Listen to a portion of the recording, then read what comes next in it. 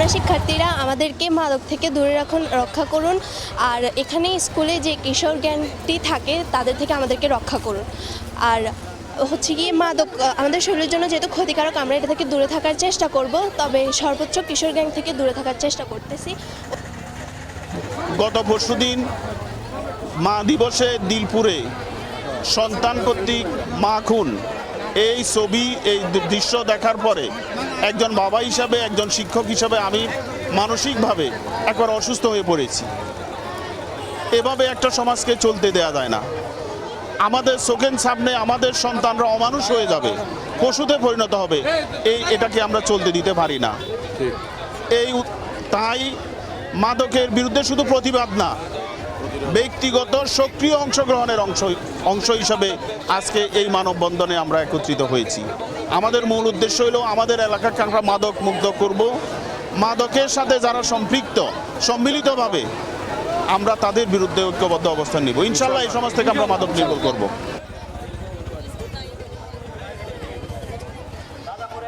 আমরা আমাদের স্বপ্নযাত্রা ফাউন্ডেশন থেকে এই আয়োজনের একটা বিগত 2-3 দিন আগে আমাদের পাশের গ্রাম দিলপুর গ্রামে মা দিবসে সন্তান কর্তৃক মাকে খুন করা হয়। আমরা সেই প্রতিবাদে আজকে রাজাপুর হাই স্কুল, কলেজ এবং প্রাইমারি স্কুলে ছাত্রছাত্রীদের একটাই উদ্দেশ্য, আমাদের এই অঞ্চল থেকে মাদক ব্যবসায়ী, মাদক কারবারি, মাদক সেবনকারী সবাইকে প্রতিহত করতে হবে।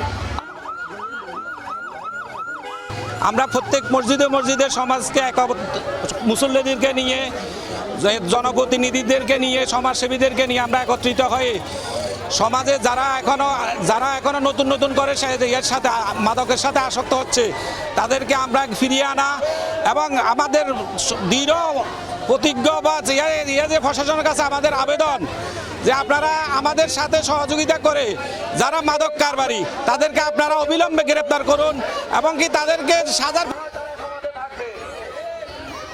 বিভিন্ন ধরনের কিশোর গ্যাং এবং মাদক সেবীদের দ্বারাই পিজিংয়ের শিকার হই।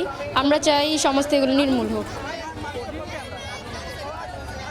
কিন্তু কলেজ ছুটি দেওয়ার পরে যে রাস্তাটাতে যায়, এখান থেকে কিশোর গ্যাংয়ের ছেলেরা রাস্তাতে দাঁড়িয়ে থাকে, আমরা হাঁটার জায়গা থাকে না, একজন মেয়ে করে যাই। তো অনেক বড় রাস্তা না, রাস্তাতে আমরা একজন করে যাইতে হয়।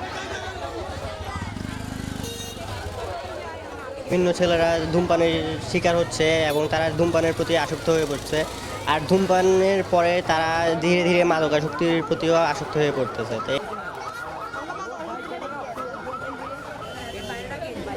যে মা 10 মাস 10 দিন পেটে ধরছে, ওই মাকে হত্যা করতে সেই ছেলেটা এক বিন্দু পরিমাণও ভাবেনি।